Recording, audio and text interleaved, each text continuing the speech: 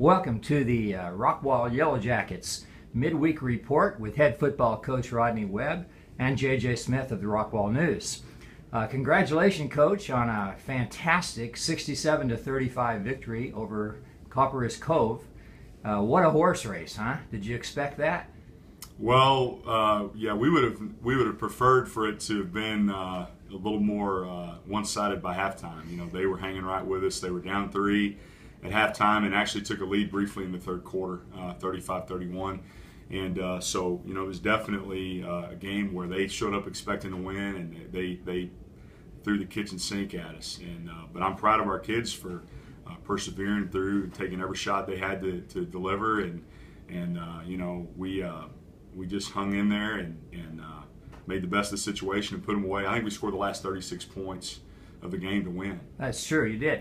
And you know, I'll have to admit, when I looked at their record coming into the game, I think it was 3-7, right, something like that, and I thought this will be a blowout. Right. So, boy, what a surprise, probably to all of us as fans.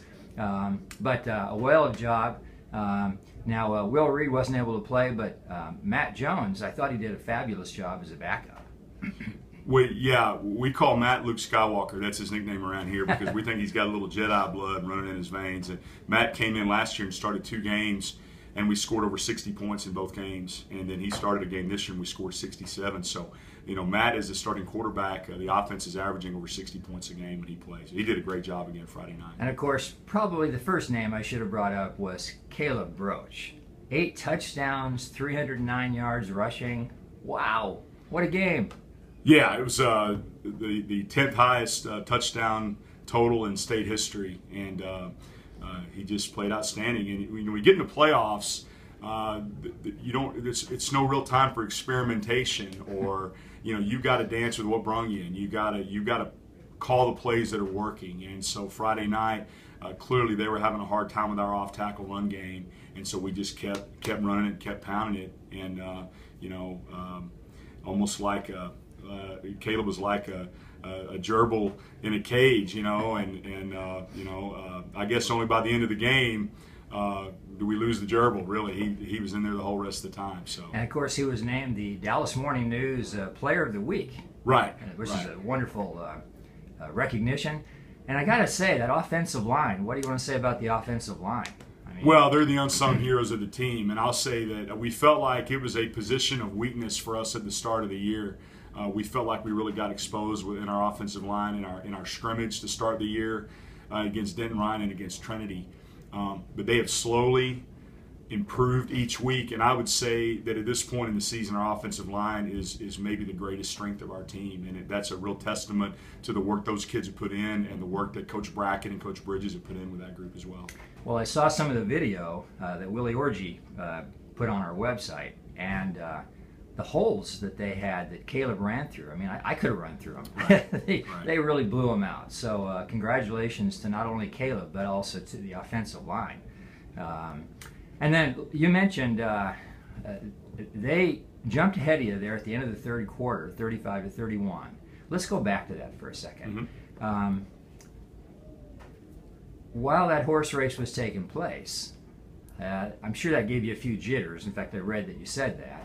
But what happened all of a sudden after Caleb runs and scores and you go ahead again, and then you shut him out in the fourth quarter? What happened? Because something changed. Yeah, you know, I think a lot of times people feel like there was some decision that was made or something.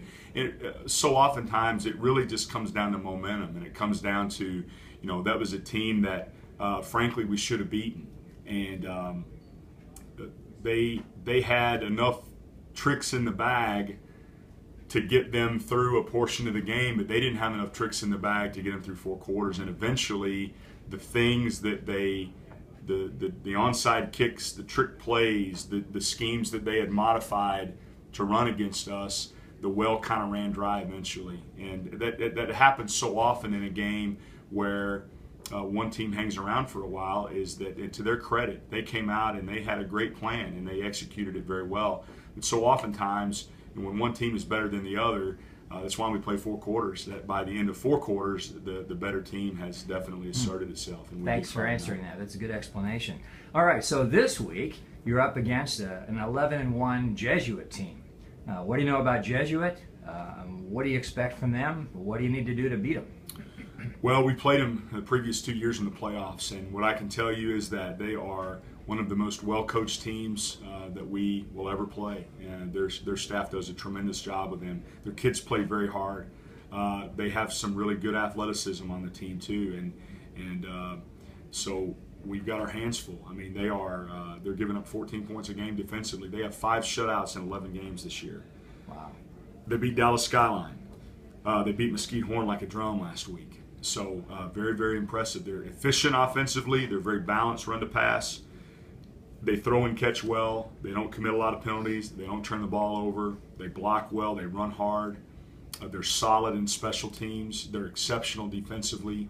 So we've got our hands full. But at this time of year, there are 8 teams left in Region 2, and all 8 are good. You don't get to the second round of the playoffs and play any chumps. So they're a good football team. We're a good football team. And at this time of year, it just comes down to the plan you have for the week and the way the kids execute it on Friday night and the heart that they play with. And I think both teams realize the importance of this game, and I think it's just going to be a heck of a good game on Friday night.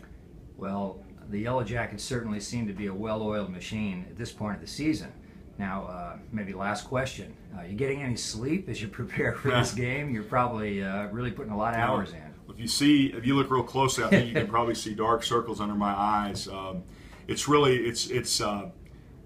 all encompassing this time of year, and I know my Sunday was a 14-hour day, and I know good Christians say you shouldn't work on Sunday. This time of year, just no way around it. So I was up here for 14 hours on Sunday, game planning and watching film. It's just what you do, because you can, as a coach, you can leave no stone unturned this time of year, and you have to make sure that your kids are as prepared as they can be, because these are moments that our kids and our community will remember for a long time, and we want to give our kids the best chance to win.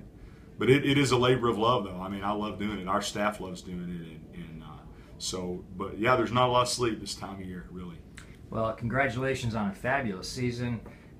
We wish you the very best of luck. Friday night, right? Tell us again where the game is and when the game is. It's at Rockwall's the home team against Dallas Jesuit on Friday night. Kimbrough Stadium in Plano. It's really in Murphy, East Plano. Friday night at 7:30. All right.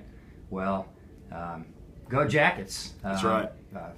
We know you guys are going to do a great job, represent the community well, and we wish you the very best, and look forward to talking to you again in the near future. Thank you very much. Thank you.